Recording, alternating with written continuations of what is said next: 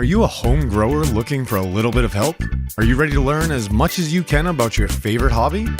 The Homegrown Helpers brings you informative interviews from experienced growers that have taken the next steps in their journey and decided to help you grow top quality cannabis all in your home. Now welcome in our host, Rob Smith, along with this week's Homegrown Helper. What's up, everybody? This is Rob, your host for another great week of tips, tricks, advice from home growers just like you. This week is no different, but it is a little bit different because it is from a different part of the world. And as you know, I love talking and chatting with growers from all over because it's important that we're reminded here in the United States that we do have it pretty good. We have a democracy. We can push things through. We do have states' rights, and we have legalized cannabis at different levels in different states. And, it's important to remember, and these interviews from around the world and talking with growers that have different rights and different experiences should remind you, and I want to remind you, that we as cannabis growers and consumers have a responsibility to continue to fight, to gain the rights to grow and consume cannabis, but to continue to fight for those rights for other people to have the ability to grow their own medicine and have that experience and consume their own medicine the way that they choose. So these interviews from growers from around the world, I really hope helps you realize that to be thankful for what we have, because we get into some interesting stuff as a South African grower and other things that you've heard from other growers. I want you to be thankful for what we do have, but also to remind you to continue to fight for the rights that we do have. Before I tell you about the episode, I'd just like to tell you about the MyGrowPass.com partner for today's show is Buxton Hollow Farm. You can check them out at Buxton, Buxton, hollowfarm.com, and use the code GCL10, GCL10, save 10% off all of their organic natural inputs for all you organic growers out there. They have compost teas, compost tea kits, brewers, biochar, supercharged biochar, all sorts of stuff to really amend that soil and add in and optimize that organic soil that you do have. So head on over to Buxton Hollow Farm, use code GCL10 and save yourself 10% off. About today's episode, Sam, we dig into the personal journey and what it's like to grow in South Africa. And specifically, we talk about the power outages and what it's like working around those. And if you didn't know, they kind of power cycle every day in South Africa. So, Sam looks at an app on his phone. It says, today you're going to be without power from 4 p.m. to 8 p.m. or 10 p.m. or, maybe potentially overnight. So I talked to Sam what it's like to prepare for that type of thing. And while it's hard to prepare, they make the most of it as even an indoor gardener down there in South Africa. So we talk a little bit about IPM, which I think we all think about South Africa as having some crazy huge bugs, and how Sam prevents that from getting into his garden, and how important grower ingenuity is when you don't have a hydroponic store on every corner. And a lot of us, that have been growing or in this industry for longer than 10 years remembers what that's like. But people nowadays don't, anybody that's getting into growing. But Sam can kind of tell you what that's like.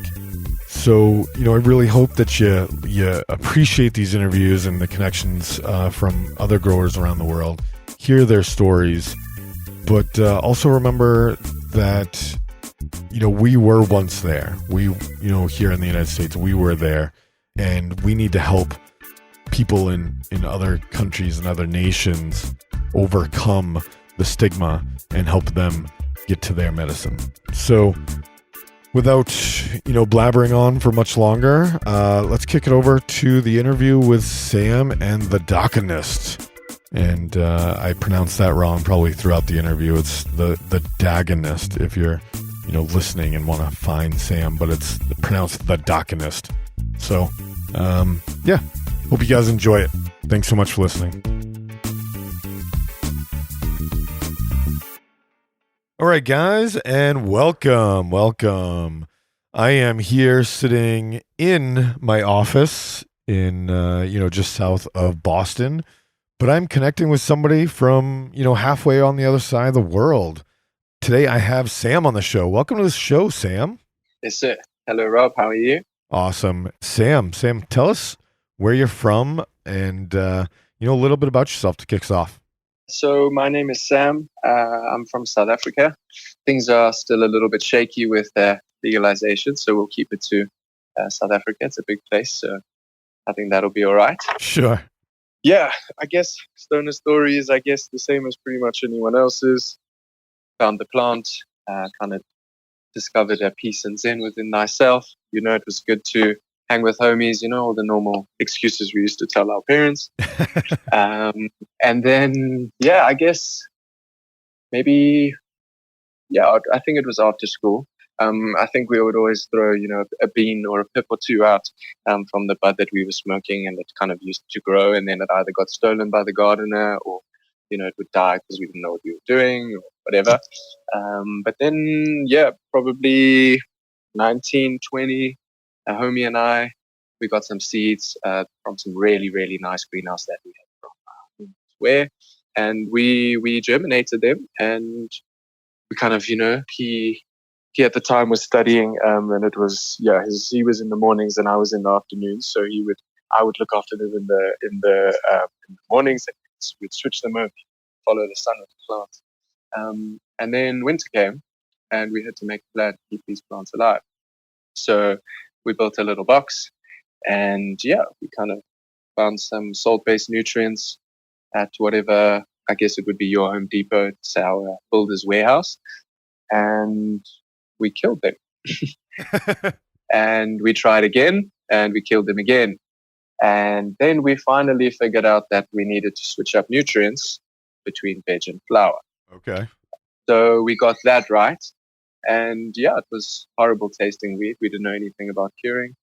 And fast forward to, I guess, 5, 6 years, 7 years later, same group of homies, just a little bit bigger, kind of become more of a family, I guess, more than friends. And it's just been really interesting. We've had all kinds of people from all kinds of backgrounds all over South Africa, but have done cool things and traveled to some really interesting places within Africa. But also a homie went to, I think he was in California, spent some time on some of your farms that side, trimming and I guess learning some really, really interesting things. Cool. So I have some questions about that first grow. So you talked about winter time coming. Did you guys start them really late? I'm sure you have different sun cycles down there. So talk to us about that timing and how that worked out. I'm curious. Sure. So I'll be honest, back then, I don't think we knew anything about timing. I think it was more of the stoner timing. Sure. When we had the seeds, we threw those down. Got a seed, let's find some dirt. Exactly. But things were getting cold, and it wasn't looking too happy. So we did some research, and YouTube's obviously available. We're very lucky because I deal with a lot of YouTube stuff for work, and I've noticed speaking to some people from Spain that have visited recently, somehow they've managed to limit a lot of the cannabis related stuff on YouTube specifically in Spain. We are very lucky because we haven't had that issue. Okay. So I guess we've always looked at the cannabis stuff. We obviously looked at the good old Mr. Canucks. We've looked at Green Jeans Garden. Obviously, the rest in peace, Mr. Chef B. A few of the likes, like those guys. Yep. And kind of started doing some research. Obviously, then we figured out that, we're in the Southern Hemisphere, so our things work a little differently to most of you guys. So then we stumbled across, probably 3-4 years ago, a kind of a calendar cycle, if you would like, I guess for lack of a better term, from a company called, seed bank called Green Smoke Room Seeds. So they are a 100% local, bred in the States. I believe a lot of the breeding is done in the States, but basically the oldest seed bank in South Africa. And they shared a kind of a calendar with which to, if you're planting outside, when you should start germinating indoors and things like that. So we have just kicked into kind of the end of summer now. We are kicking into March now. So autumn is on its way. We have, just chopped a lot of the hybrid type stuff outside. They finished probably week before last week. Still a little bit to go on more of the sativa stuff. And then, the land races, things like that. Obviously, they'll go until they're done. But it's been a bit rainy for the last few weeks, so we've been struggling with that. Well, not really struggling, just a lot more to manage outside. Okay, cool. So it's kind of just opposite, our seasonal cycles, but it sounds like you deal with a lot of the same type of stuff. What are winters like in South Africa? Like, how cold do they get? So it depends on where you are. If you kind of Lesotho side, which is kind of more central. So Lesotho is I'm the wrong person to ask this. I'm not going to comment too much because I will make some errors. But Lesotho is basically a country within South Africa. They are in I've gone blank now. Basically in a very mountainous region, very high up. If you're very close to there, it's going to be very, very cold. It snows up there. But we in the high veld, we good. Kind of -1-2 degrees Celsius at night. Sometimes a little bit colder, but daytimes, the afternoons are quite warm and temperate, but very dry in winter. Okay. So we struggle a little bit with the humidity, but also even more so in summer. It fluctuates so much from dry to from literally 10% to 90% overnight. Wow. Which definitely affects the indoor stuff as well. Our indoor space is not very big, but definitely affects that too. We run quite not a cheap grow, but just more, not, no air cons or no sealed or anything like that. So kind of the outside temperatures do affect the inside quite a lot. But it's always nice to kind of be on your toes, learning new things. I like to cause problems before they happen on their own so that you can try and figure out your own solution first. But that's just an interesting way of, I guess, looking at it. Yeah, that's a great stance. How do you mean create problems before you have to be forced to resolve them? Is that, like, do you experiment in your indoor garden before sending plants to the outdoors, or do you run, a tent or your room without plants in it to see what it'll do, over the course of a couple of days or a week? Yeah, we're looking at getting hopefully very soon a pulse monitor down here. So we're looking to get that for both the outdoor space, but for the greenhouse, and then one for the indoor as well. As you've said, without the plants, to kind of figure out what they're doing. What the temps in the tents are doing both winter and summer. Right. But I guess we are technically at heart a bunch of stoners, so we would always like to. Now we kind of have learned how to grow. We would always like to have plants wherever available. So about 2 years ago, this coming September, cannabis was decriminalized. They haven't made any technical or actual legal change. I believe this September everything should be kind of green lit or red lit. But for now, any kind of sale is obviously still illegal. So for now, it's quite cool because we get to do a lot of research on our own stuff. I guess smoke test everything.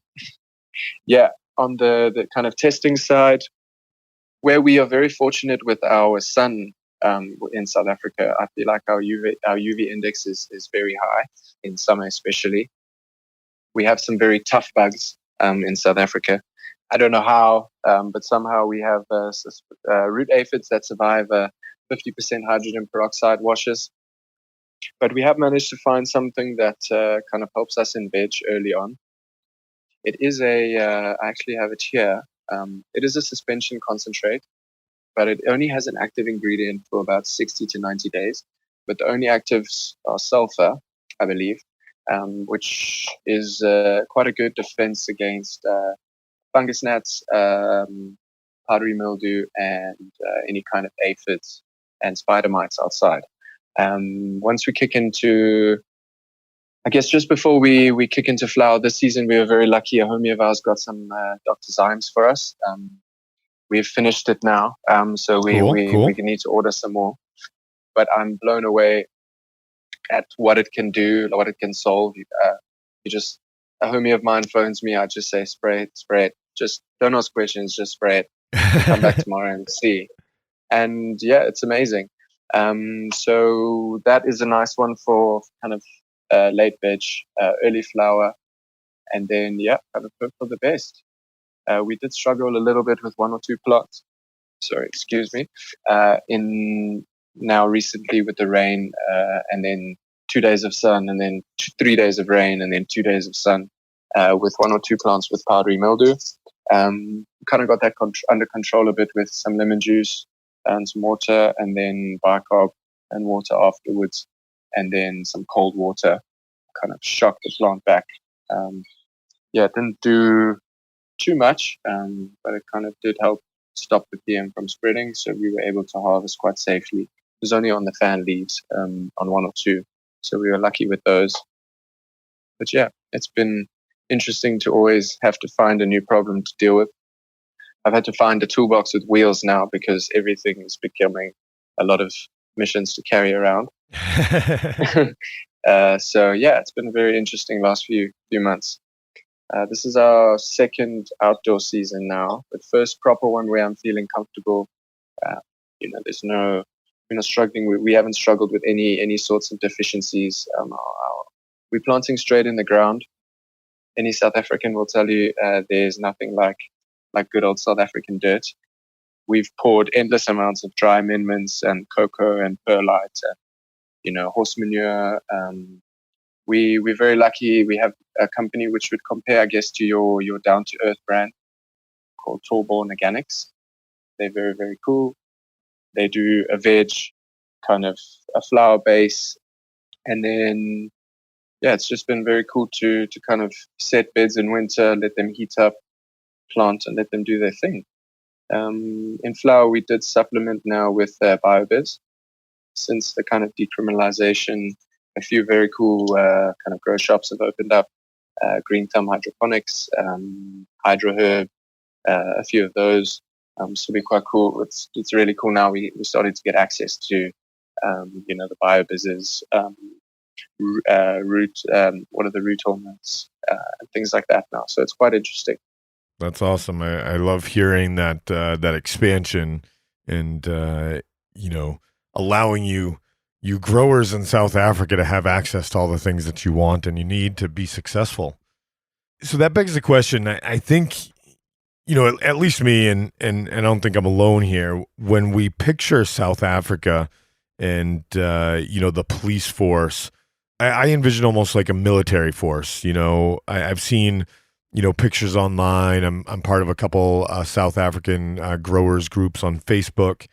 And I've heard stories and I've seen pictures of, military type raids at grow facilities and confiscating the daga. Can you share with us a little bit about what the local scene is like down there? As you approach legalization, is it, cops walking around the street holding rifles and stuff, or is it a little more subdued than that? Very good question. So I guess personally, I've had a few issues with the cops, always relating to alcohol, never anything relating to cannabis. Touch wood, I'm very lucky.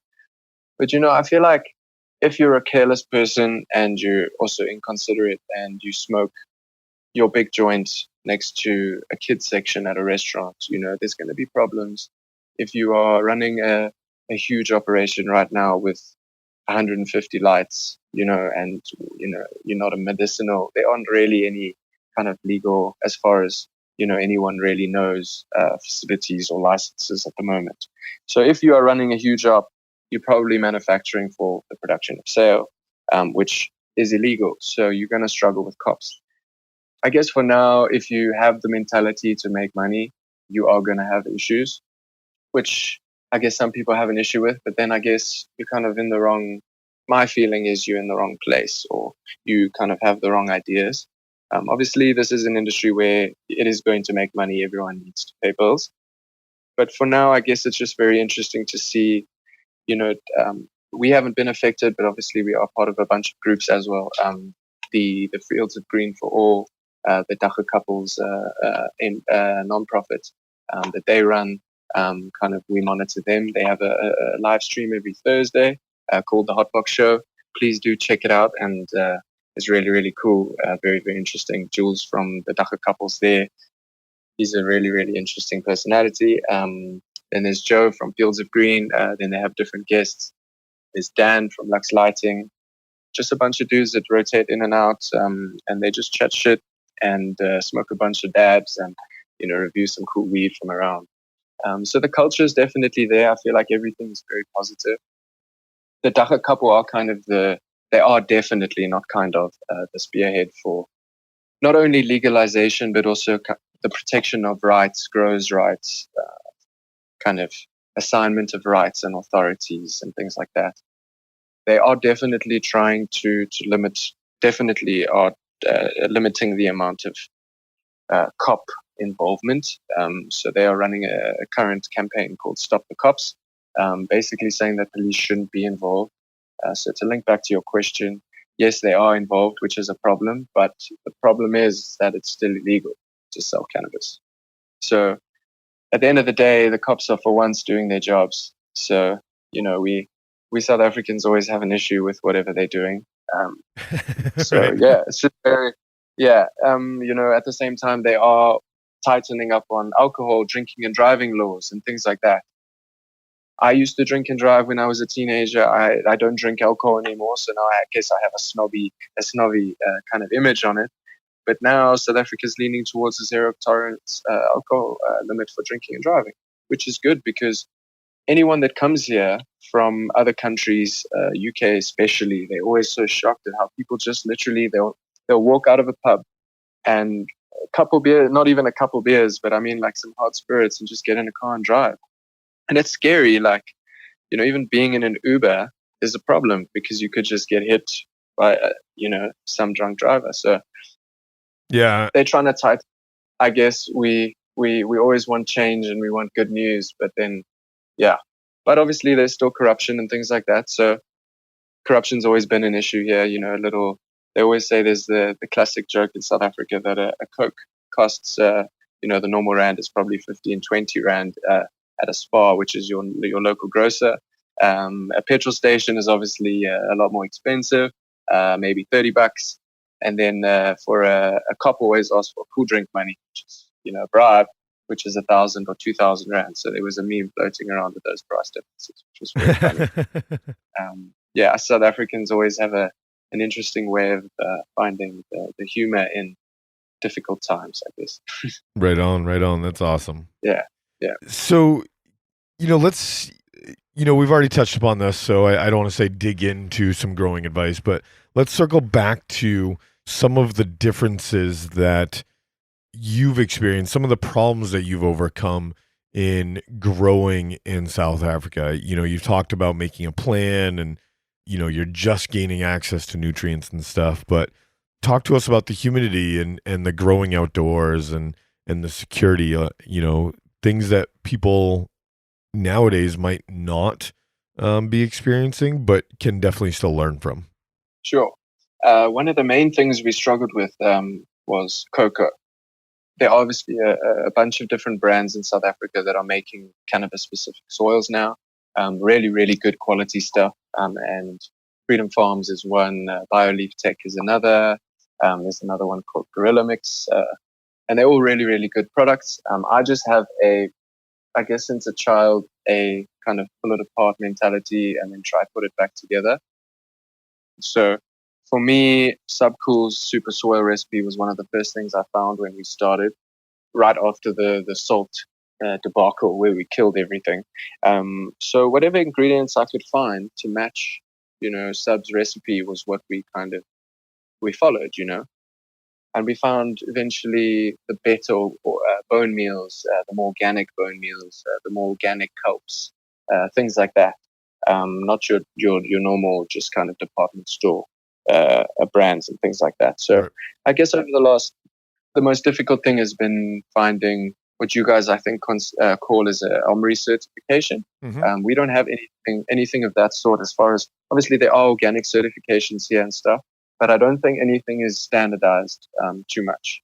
And also, I don't know and I don't trust a lot of the places that say that things are organic and things like that. So yeah, we've had to, find alternative nitrogen sources. Like I said, find a friend with horses to get horse manure, chicken manure, things like that. We've obviously looked extensively at KNF. We're very fortunate in South Africa that our fruit production is amazing. Obviously, citrus doesn't work very well, but yeah, bananas are crazy, papayas are crazy, bananas, things like that, very sweet fruits. So we've been very fortunate enough to be able to make very, very, very good FFJs. Last season we were quite diligent with keeping all of the nice leaves from outside, none of them that were damaged. We rinsed them all, and then we made a giant FPJ with those, and those along with fish mix, what you guys would call a fish mix. We had a store-bought product for this run, but this next one for the next season, we're hoping to make an FAA, which I'm sure the peeps at the farm are going to be a little bit bleak about, but I promise them it would be worth it. So yeah, KNF I think is a very interesting and very deep hole to fall into. So that's been a very, very interesting thing for me to do. Without cannabis, I'm a very ADD person. So without cannabis, I think my mind would be a lot of chaos. So it's been very interesting over the last year and a half to see the changes personally in my life, the structure that I've found, the focus in other areas specifically. I feel like you end up spending more time on things that genuinely should mean more to you, and it's been really cool to see. I've been listening to a lot of different podcasts and things like that for a very long time, and it's just interesting, as you said, the states legalizing things and hearing people's stories and hearing how different grow ops work. Obviously, Shwami and following him on YouTube and all of his conversations with his people. I believe there's a channel called Smoke Break TV on YouTube as well, which has been very interesting to watch. And literally real life stories. Like, we're not just a bunch of people that, as I said, sit on a couch and just do nothing. We are people that have ambitious goals, and we'd like to take over the world with this amazing green plant. Right on. Yeah, I totally agree. So we're going to take a quick break for our sponsor here and thank our mygrowpass.com partner for today's show. And when we come back, we are going to talk to Sam about his tips for increasing yield and some advice for new growers to avoid as we wrap up the show. So we'll be right back. All right, today's show is brought to you by another partner of ours at mygrowpass.com. It is Diamond Cut Co. You can find them at diamondcutco.com and use the code GROWCAST to save yourself 15% off all of their fine trimming scissors. Now, these scissors are made from top-of-the-line materials, which you'd expect. We wouldn't want to partner with any products that weren't, but they were specifically designed for the cannabis grower by cannabis trimmers. So these are not designed to, be in the garden. These are specifically designed to be in your hands at the trimming table for hours and hours. Ergonomically designed, really high quality products, keeps those scissors sharp as you're continuously trimming away those leaves, and easy to clean from what I understand. I've never used the product, but I've talked to people on the show that have, friends that have, and they love them. Will never go back to your regular Fiskars. So check them out at diamondcutco.com and save yourself 15% as a listener using code GROWCAST, or join next time we open up a membership and save yourself 25% off as a member at mygrowpass.com. Now back to the interview with the Docanist. And welcome back, everybody. Sam is letting us know what growing in South Africa is all about and some tips and advice. And now we're going to get into some more tips. Sam, what are some of your tips and tricks for increasing the yield that you can achieve off of a single plant. You gave a really good response on the intake form, and I wanted you to dig into that a little bit. Sweet. So I'm very fortunate. I have a few very close homies, and we like to speak about our plans. And kind of what we've done is bounce ideas off each other and things like that. So when things were legalized, we had two options, right? Is to plant all of our seed plants in the ground and let them finish off and hope for the best, and then start again the next season. What we decided to do was rather grow out a bunch of mothers and do things structured. So we'll cut a certain amount of clones every month. We have a veg space, we have a flower space, indoors, outdoors, and then he has different homies have different areas doing their things. So I am a little bit of an OCD freak. So I am, I guess, the self-proclaimed purveyor of the mothers. So I have the genetic vault for all of our things, and they're all in a very specific place, kept very safely. And that is where the focus goes on controls. So if the budget was only 100 Rand, it would all be spent, 80 Rand of that would be spent looking after those moms. So with the clones, obviously, we figured we would plant them in the ground as normal. We grew autos and things like that beforehand. That didn't turn out too great. I think the autos we had at the time were either old beans or just, I think now in the States, you guys are starting to get your kind of very good autos. We've never, up until maybe 2, 3, 4 years ago, we never had any of the Mephistos, things like that. So we struggled with the autos. And then, yes, the clones went outside and they grew a lot faster than we thought. So we topped and topped and topped and topped and topped. I'd say each plant probably got a top about maybe 8 or 9 times. We grow directly in the ground, which is nice because we can put as many big stakes, big metal steel stakes in the ground as we need. Shout out to Mendo Dope, because without those dudes, we would have never been able to figure out how to support, I guess, what they call trees. Also, Alexandra Irons as well, Queen of the Sun. Yeah. Yeah, so she's a boss. I think I might have heard her on your show. Yep, both shows actually. She was on the Homegrown Helpers and Growcast. Yeah, she was on both. Yep. And I hit her up on Instagram and I was like, man, I really love your attitude. And she was so helpful and things like that. So, and then also Mary Beth Sanchez as well. She's amazing. Also hit her up on Instagram. Cool. And just, just different advice. And I've got this issue and just sharing things. My biggest things on yield is making sure that you have a clean, happy, healthy veg. No bug issues. We do struggle with aphids down here. So with the KNF stuff, we use a very basic OHN, I guess, garlic, peppermint, things like that. We are a very DIY team, so we make our own things. So that's quite nice because the cost on that was very low, so we could apply it quite often. At the time, it was all done through a 5-liter pump sprayer, which was a little bit difficult. We've upgraded recently to 2 of the big 16-liter sprayers. So that's quite cool. But no one ever told us how hectic it is to pump those ones up. It's quite a job. I wish you could switch it from side to side. So one day you could work one arm and the other. Right. So yeah, clean, happy, healthy veg. And then, yeah, making sure that things are staked properly. So I like to hit down one main, I guess it would be a rebar stake first. And that plant would be tied to that with a string that we would kind of expand as the plant would grow. This season, we actually ended up using bungee cord at the end because we were very, very surprised. Yeah, and then we banged the first layer of scrog. We didn't do it as neatly as we would have liked this year, which is very cool because I guess you learn as you go. So as you're doing things and, you realize what doesn't work for you. So you start figuring out ways that do.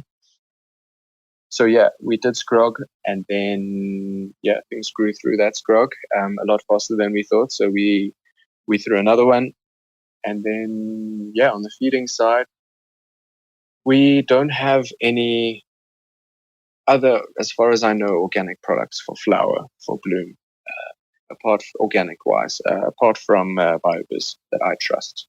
or that I'm even into. We do have freedom farms, which make a lot of microbial amendments and things like that. But so we've had to make everything dry. We started off with obviously bone meal early in the season. We then also did another mix of bone meal, which we actually boiled over a pot for a couple hours and then left for a while. So basically speed up the decomposition process. Didn't smell too great, but the plants loved it. I would suggest anyone planning on doing that, probably don't do it.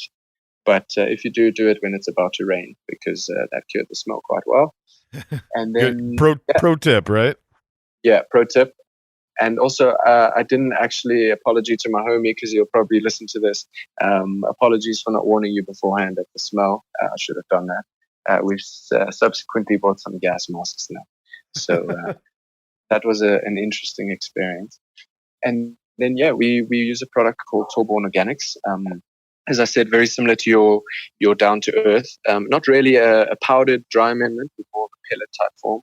It's very, very low in nitrogen, your normal high in phosphorus and potassium. And then, it's very, very, very solid on the micro elements, which is very, very good for us.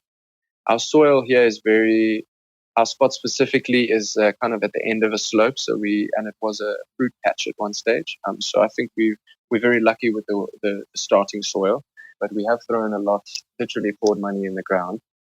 Into a lot of different things, perlites, your cocos, the normal stuff. With the natural ground, it's done a lot. Obviously, your normal composts, things like that. And then, on the microbial life stuff, we do a lot of compost teas. I have a lot of weird ways of adding and finding different things. So do a bunch of my homies. But honestly, a shout out to a company called Explo Grow, locally made, locally produced. They are amazing. I believe they started out specifically, although who actually knows, because I feel like cannabis is the start of everything. But as far as I know, they've been doing wonders for a lot of the fruit production, mealy specifically, and things like that. They would compare quite similarly to your herb naturals, and they are amazing. So that was a very important, not even an important, a very core structure of our feeding and stuff like that. And then Freedom Farms, as I said, they make some very, very cool flower stuff, specifically a product called Fire Juice, also a product, a microbial product, with a lot of molasses and things like that in it. And then we were very lucky, the same homie who got us the Dr. Zymes, he got us a bottle of Herb Naturals as well. So we've been using that quite extensively. And just making sure that whatever we put in now is not going to cause any issues or any deficiencies or any imbalances or pH issues down the line. We'd like to treat this as a no-till bed, so just continually put stuff on top. We have one space now which is as is. We just added on top, and then what we'd like to do on the next space now is do a hugelkultur bed that will require some digging. So we're waiting for winter. Summer is very tough here. The sun is a killer. It gets hot, about 32, 33 degrees, kind of average in summer in the middle of the day. But the serious killer in Africa is the UV index.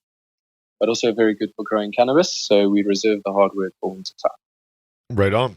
Right on. So those are some really good tips for increasing yield. Thanks for sharing. You gave a really good response for some advice for new growers to avoid, or things for new growers to avoid as they get into the garden. Do you remember what that response was? I think so, but I'll give it another shot. I think for me, starting out is don't be scared. If you're going to spend money number one on your genetics. Don't worry about fancy nutrients. Don't worry about fancy anything, in my opinion. You have the sun, specifically in South Africa, you have the sun. I feel like you have very good sun everywhere, apart from specific places, Europe, certain places like that. But you have the sun. Africa specifically, my very, very, very, very important suggestion is supplemental lighting for morning and evening. Probably switching on but maybe 3:30, 4 in the morning, and then the sun would rise peak of summer around the solstice. I think it would be about 5 a.m. So don't even worry about expensive grow lights, expensive tents, things like that. You can grow the best cannabis in the world with some good soil. You just make sure you focus on drainage. Fabric pots, please. It's 2020. We don't need plastic anymore. It's fucking up the planet. We're trying to do this thing where we're trying to prove that we cannabis growers are changing the world for the better. Let's stay away from the plastic. And yeah, just, do your research. Also look at growing tomatoes. Funnily enough, most of the tips and tricks for growing those have done wonders for me.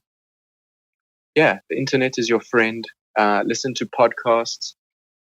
If you'd like to take things seriously in life, I feel like anything in life, you should invest a specific amount of time to that, whether it be listening to and researching or spending time in your grow. And then another very, very important thing, as I just mentioned, is spending time with your plants, learning to what happens when you do certain things.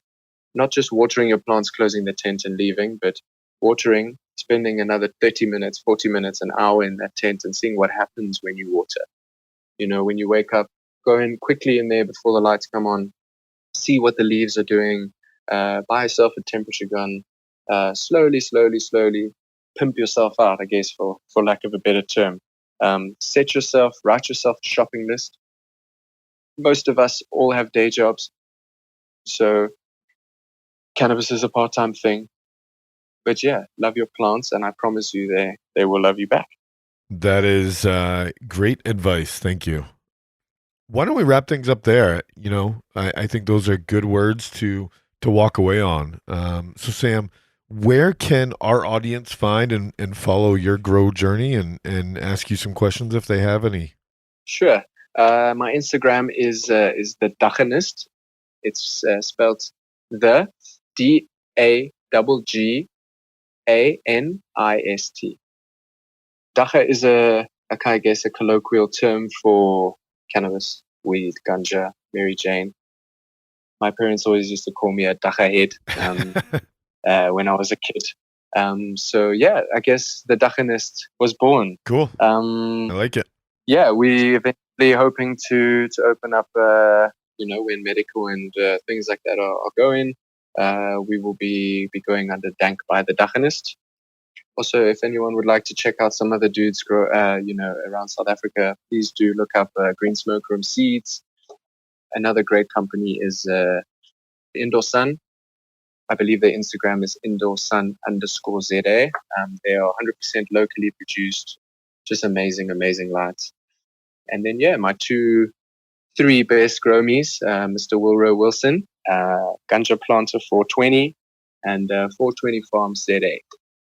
And yeah, thank you so much for this platform, and not just for this time with me, but for everything you and Jordan have done for the growing community, man. Not just you guys always. I get so annoyed because you always limit yourself to not limit yourself to, but when you talk about certain who you are, but it's the whole world, man, because everyone is listening to you guys. So thank you so much, and shout out to you guys for the knowledge, the love.